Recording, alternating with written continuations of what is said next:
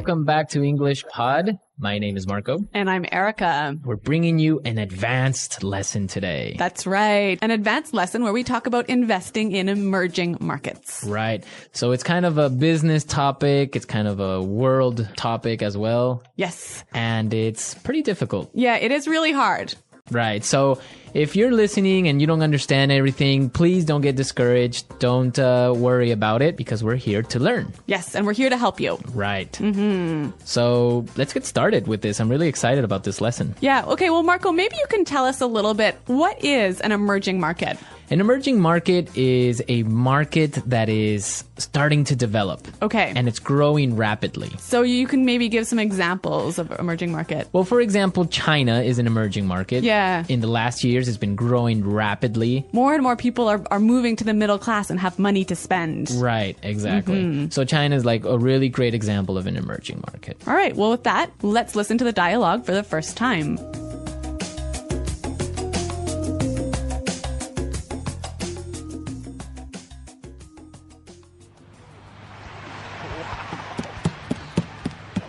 Dad, I'd like to borrow some money.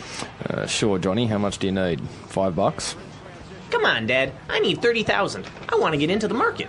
You know, I'm tired of hearing all this news about the economic downturn, the inevitable recession, people stuffing their money in their mattresses. I look at this as an opportunity. This is a chance for me to get a jump start on building my nest egg. I don't know about that. With all the uncertainty in the markets right now, it'd be a very unwise decision to invest. I don't know if you're aware, son, but there has been a lot of turmoil in the markets recently. There have already been 500,000 layoffs in the last few months, and we have no idea how the proposed stimulus package will impact upon the economy. There's just too much instability. I just wouldn't feel comfortable investing in this climate. But look at it this way. Every challenge is an opportunity. And anyway, I'm not talking about investing in the domestic market. There are emerging markets that promise great returns. Look at China, for example. They have 1.4 billion people, 500 million of whom have recently entered the middle class. Here alone, the aggregate demand for consumer goods represents an amazing wealth-generating opportunity. Oh, come on, son. You're looking at this too naively. The Chinese market has exhibited a great deal of instability, and their currency has been devalued by almost a whole percentage point. Fine then. If that's the way you feel, so be it. But you're losing out on a great opportunity here. I'm gonna hit up Mom for the cash.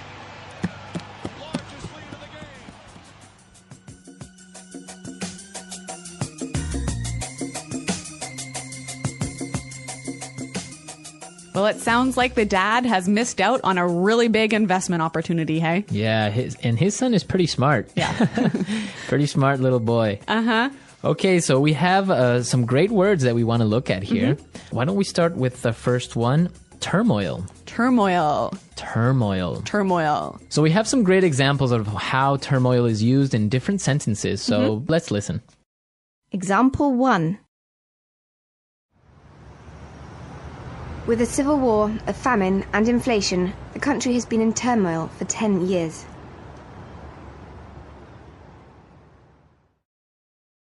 Example 2. There's been a lot of turmoil in my life recently. I've moved to a new city, I've changed my job, I broke up with my girlfriend. Example 3. The devaluation of the dollar caused a great deal of turmoil in the markets.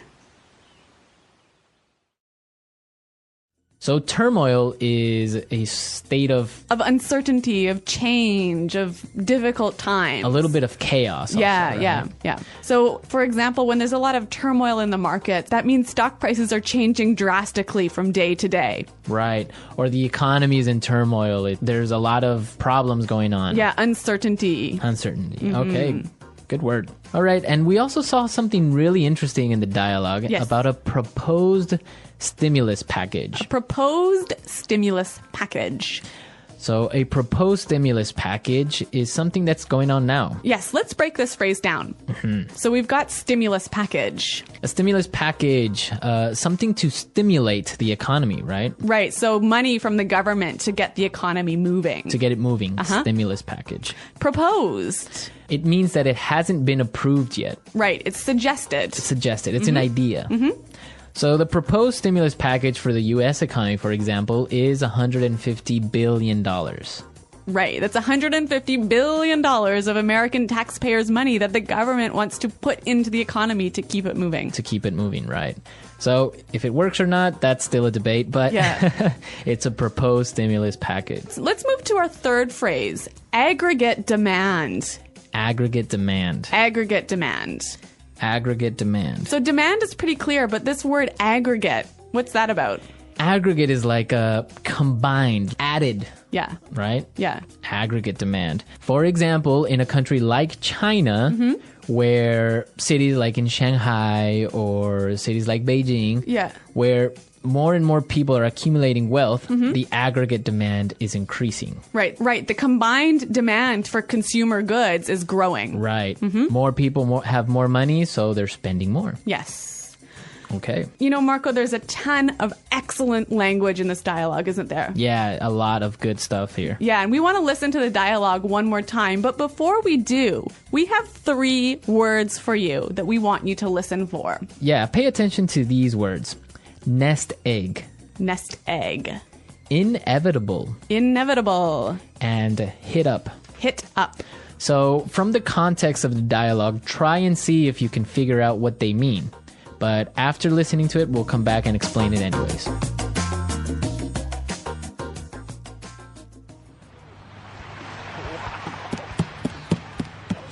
Dad, I'd like to borrow some money. Sure, Johnny. How much do you need? $5? Come on, Dad. I need $30,000. I want to get into the market. You know, I'm tired of hearing all this news about the economic downturn, the inevitable recession, people stuffing their money in their mattresses. I look at this as an opportunity. This is a chance for me to get a jump start on building my nest egg. I don't know about that. With all the uncertainty in the markets right now, it'd be a very unwise decision to invest. I don't know if you're aware, son, but there has been a lot of turmoil in the markets recently. There have already been 500,000 layoffs in the last few months, and we have no idea how the proposed stimulus package will impact upon the economy. There's just too much instability. I just wouldn't feel comfortable investing in this climate. But look at it this way. Every challenge is an opportunity. And anyway, I'm not talking about investing in the domestic market.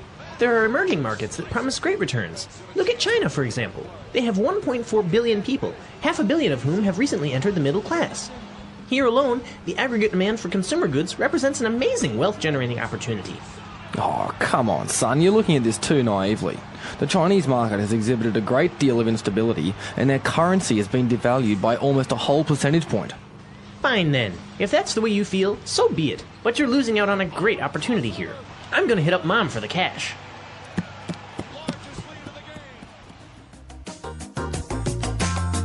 So the kid wants to invest because he wants to set up his nest egg. That's right. So basically he wants to get a bunch of cash together so that he can buy a house or get married or whatever. It's that money you need to start your life, right? To start your life, your nest egg. It's kind of a weird way of referring to this money, right? I guess it is kind of funny. And also the little boy talked about an inevitable recession. Yes, inevitable. Inevitable. Inevitable basically means unavoidable.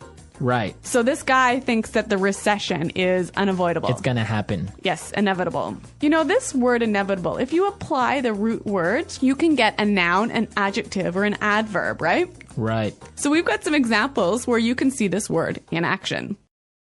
Example 1. Jason knew he was going to get laid off, but he was trying to delay the inevitable. Example 2.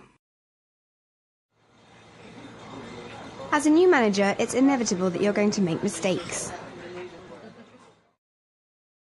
Example 3. Inevitably, we all die at the end of our lives. So as you can see, the noun and adjective form are the same. Yes, inevitable. Inevitable. When we use it as an adverb, though, we add the ly to it. Inevitably. Inevitably. Yes. So yeah, as you can see, we could use it in many different ways depending on what we want to say. Right. Well, inevitably, we have to move on to our third word. Hit up. Hit up. So he says he's going to hit up Mom for the cash. Ask his mom. Yeah, hit up. Yeah, this is kind of a slangy term, isn't it? Yeah, it's more informal, Yeah. a lot more slangy. Yeah. You wouldn't really use it with your boss, would you? No, you're not going to go up to your boss and say, hey, I need to hit you up for some cash. No.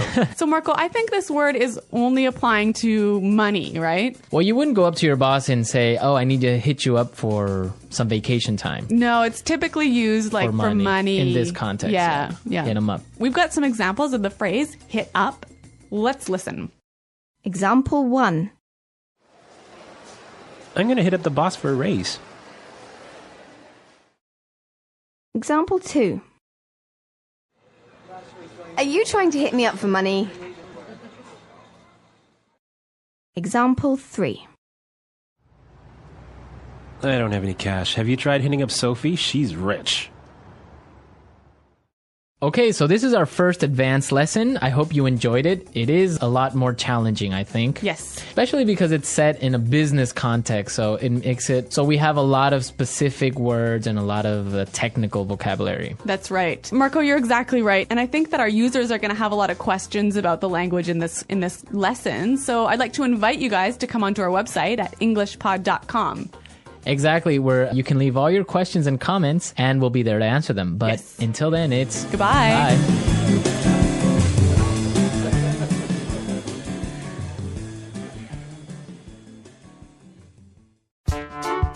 The English Pod Audio Review. Listen to the meaning, then say the vocabulary word. Unavoidable. Inevitable. Money that is saved to pay for something in the future, usually a house or retirement. Nest egg. A state of confusion, disorder, disturbance. Turmoil. Amount of money the government uses to improve the economy. Stimulus package. State of not being stable, being likely to change. Nations undergoing quick industrialization. Emerging market. Combined. Reduced in value. Devalue. Ask for money. Hit up. Let's try that faster. Unavoidable. Inevitable. Ask for money. Hit up. Amount of money the government uses to improve the economy. Stimulus package. State of not being stable, being likely to change. Money that is saved to pay for something in the future, usually a house or retirement. Nest egg. A state of confusion, disorder, disturbance. Turmoil. State of not being stable, being likely to change. A state of confusion, disorder, disturbance. Turmoil. State of not being stable, being likely to change. A state of confusion, disorder, disturbance. Turmoil. Unavoidable. Inevitable. Reduced in value. Devalue. Nations undergoing quick industrialization. Emerging market.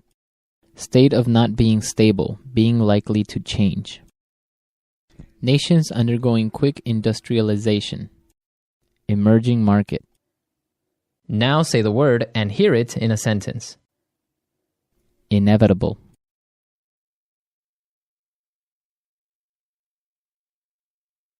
Jason knew he was going to get laid off, but he was trying to delay the inevitable. Nest egg.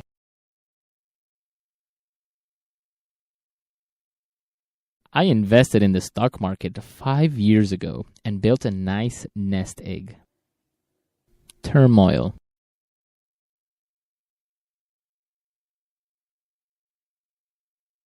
With a civil war, a famine, and inflation, the country has been in turmoil for 10 years. Emerging market.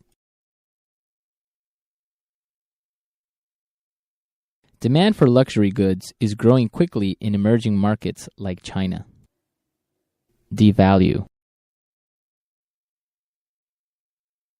The currency has been devalued by nearly 40%. Hit up. I'm going to hit up the boss for a raise. Inevitable.